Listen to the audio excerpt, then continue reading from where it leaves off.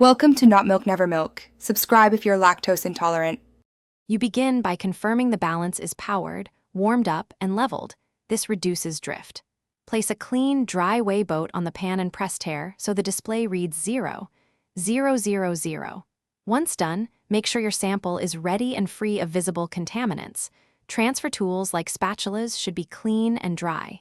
Keep the draft cover closed except when placing the sample. Work steadily to avoid vibrations from the bench or nearby equipment that can alter the reading. You now add the sample incrementally to the tared container, watching the display closely and stopping before reaching the balance capacity. Once you place the material, wait for the stability indicator or equilibrium symbol to appear.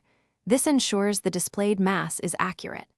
If you sense electrostatic attraction with powders, use an ionizer or grounding plate to neutralize charges because static can shift readings. Make sure to handle spatulas by the end to avoid transferring oils that change mass.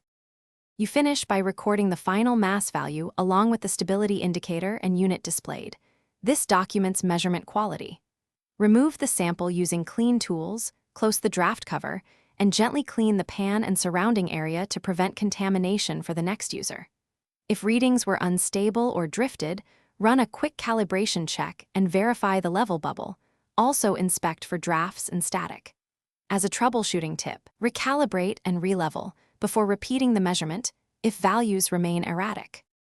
Thanks for watching. If this was helpful, leave a like and consider subscribing. See you next time.